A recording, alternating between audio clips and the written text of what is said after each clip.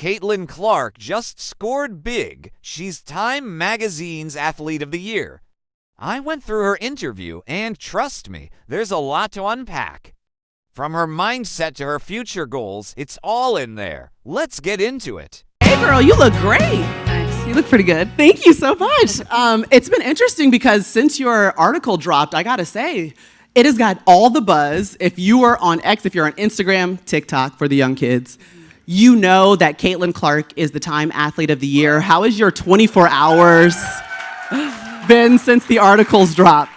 It's been awesome, and just the reaction. Obviously, people so excited not only about women's basketball but about women's sports, and how excited and deserving not only myself but just women's sports as a whole. The year that we've had, and I've grown up a huge women's sports fan, whether it was basketball, whether it was soccer, whether it was volleyball, you go down the list. Like, I grew up loving it and watching it, so it's pretty special. Like, it doesn't really feel real that I get to be here, but an amazing honor. She says that, but also, like, when she was 8 years old, she was writing down, like, oh, I'm gonna be there. I'm gonna be in the WNBA. Gregory did such a great job with the article, but it feels like over the last year, you've learned so much. Like, what are the things that have shaped you over the course of your first WNBA season, coming out of college and starting this professional career?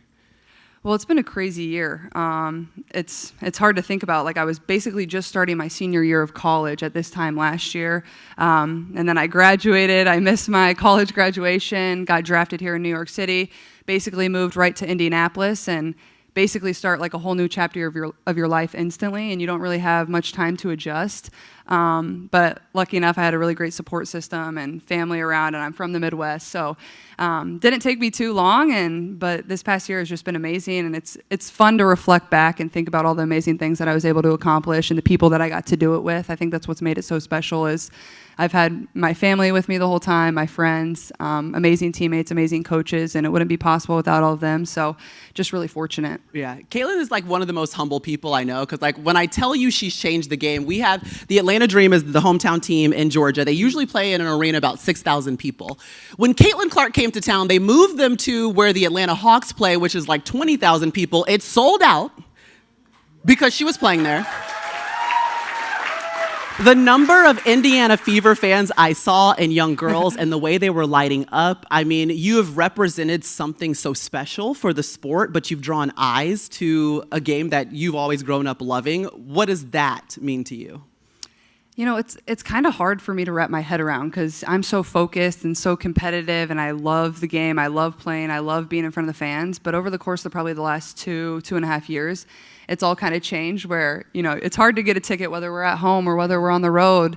And I don't want to say it's something you get used to, because this hasn't been normal for women's sports, but it's becoming normal, and it's becoming what's going to happen for not only women's basketball but every women's sport. It's going to be hard to get a ticket. Claim it. So I think for myself, like, it's special to see those young girls and those young boys that bring signs or are with their mom or dad or are with their friends. Like, that's a memory that they're going to share for forever. I remember my first WNBA game, one of the best memories of my childhood, and I think very influential in wanting to be a professional basketball player, wanting to be a great person, having those people to look up to and want to be like one day. So I just try to embody that every single day, and I feel like I have good perspective on, like, basketball isn't my everything. Like, yeah, I love it, and I get to do it, and it's given me a lot of really great opportunities, but at the same time, you know, win or loss, I feel like I try to be the same person.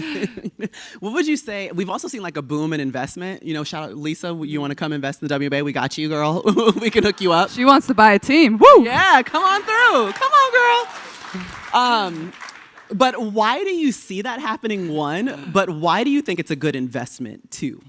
Well, I mean, I think just from the numbers standpoint and the stats, like, you see it. Also, I feel like we're just scratching the surface. Like, everybody asks me, like, where I think this is gonna go and what it's gonna be, and like, I don't really have an answer, because if you would have told people this is where the WNBA is, you know, 5 years ago, you would have said this is where we're gonna be now. People probably wouldn't have believed you, because they never thought that was possible. They never thought people would buy tickets. They never thought we'd play on ABC. Never thought we'd be on ESPN. They never thought it'd be sold out arenas, or little kids wanted to wear WNBA jerseys, whatever it was. So I think it's hard to say where it's going to continue to grow. I think the smartest thing would be to get in now, because the price is only going up. The price is going up.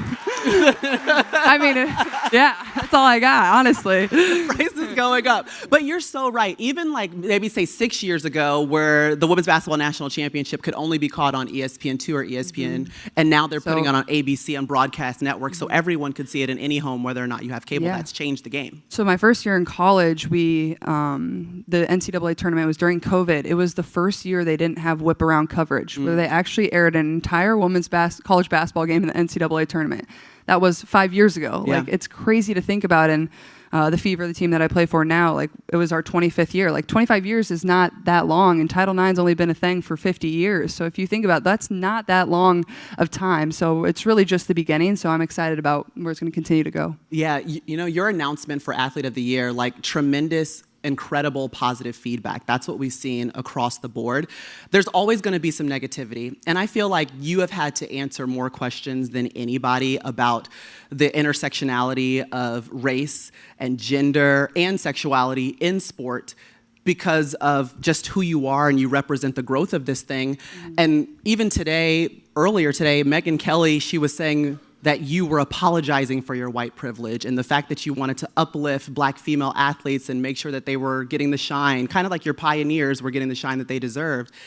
And I just want to know how you feel or how you respond to some of those criticisms when you have to deal with something that it's really not your problem. Like, I feel like it's them looking in a mirror a little bit, but it still comes down on your shoulders. I feel like I always have had really good perspective on everything that's kind of happened in my life, whether that's been good, whether that's been bad.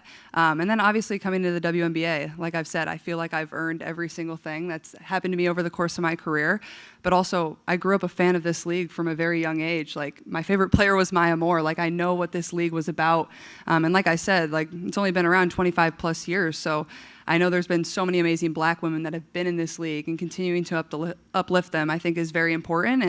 And that's something I'm very aware of. And like I said, like, I try to just be real and authentic and, you know, share my truth. And I think that's very easy for me. Like, I'm very comfortable in my own skin. And that's kind of been how it is my entire life. Yes.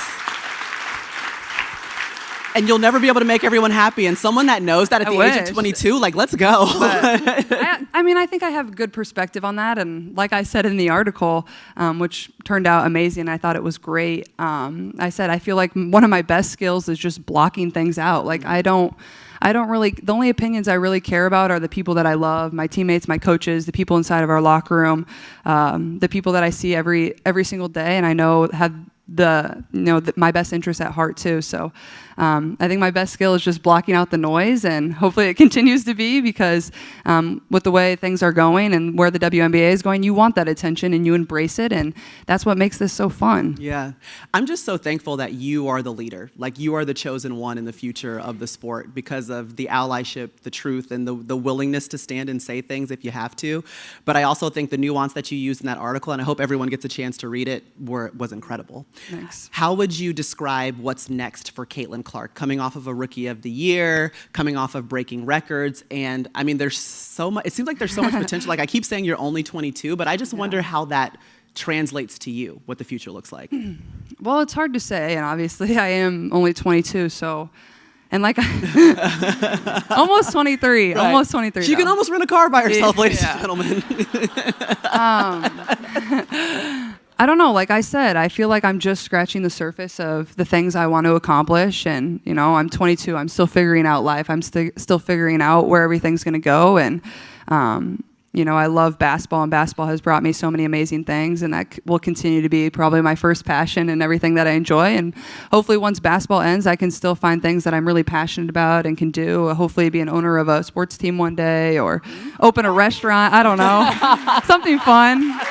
A little less stressful, maybe. Maybe a coffee shop or something. I don't know. I drink too much coffee, so maybe I could do that. But I don't know. I mean, continuing to improve, and I think that was one of the biggest things about my rookie year, is I felt like there were still so many areas for me to get better in. And as a competitor, that excites you. That makes you want to get better. It drives you to get better. So I've been enjoying a little bit of a break. I played basketball for literally a year straight. I played like 82 games. I didn't miss a game from college to the pros, which is basically an entire NBA season, and I didn't really come out of many games either. So it was long, but I'm very fortunate and grateful.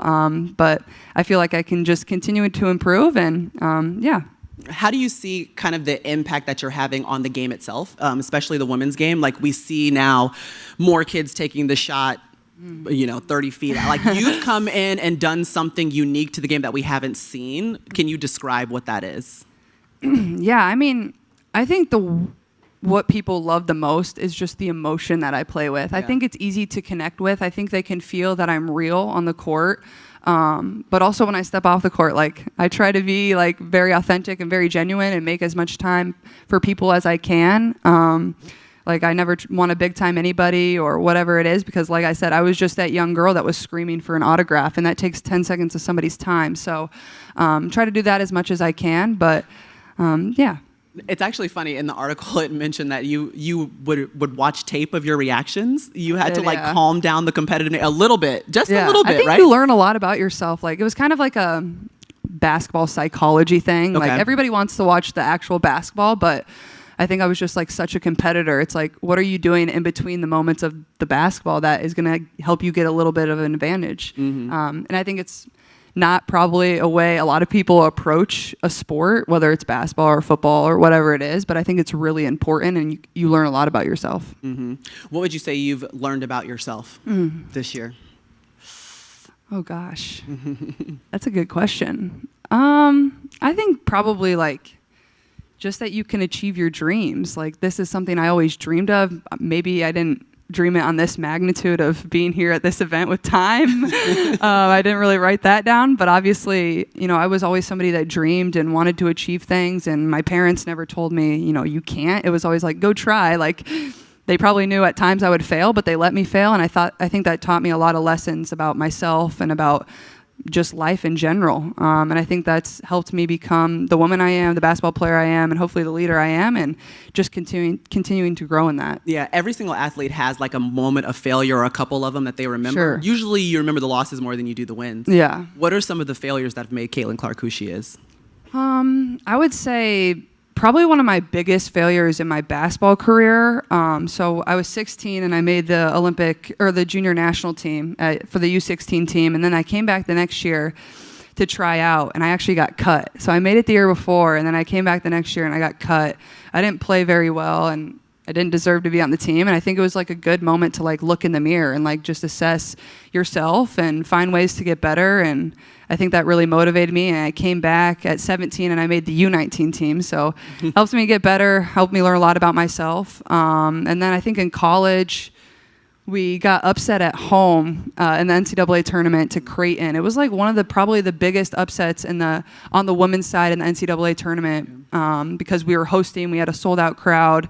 We were a 2 seed in the NCAA tournament, and we lost at home, and that was pretty bad. And honestly, I tell a lot of people after that, my junior and senior year, we went on to go to the Final Four both years. I don't think my sophomore year, if we wouldn't have got upset at home, I don't know if we have that type of success. Mm-hmm. I think it taught us a lot about ourselves and taught me a lot, and kind of puts a little fire in your belly to get better and want to prove everybody wrong. Yeah, and along the way, I know that you've met so many people and you've talked about the young women before, but are there some encounters or interactions that have stuck with you over time? Oh gosh, that's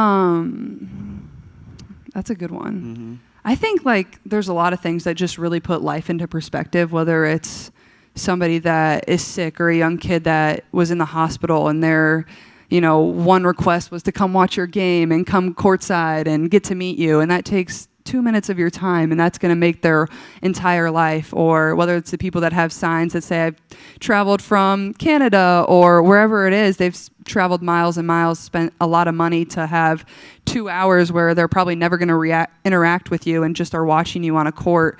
I'd always try to remind myself of that going into a game, is like people are spending a lot of time, money, and resources to come here and like enjoy this experience with you. Like I like to say, like I feel like I'm an entertainer at times. Like I try to put on a show and make it fun for everybody. But I think that's like the young girls and the young boys, like that's what it's all about. Like it's those people that get to see you and get to believe in something. I think that's what's really special. Mm-hmm. Well, you're really special. We're thankful that you believed in yourself to make it to this moment. The change that Caitlin Clark is making right now, we're just lucky and blessed to be able to watch it. Honestly, congratulations on being the Athlete of the Year. Ladies and gentlemen, Caitlin Clark.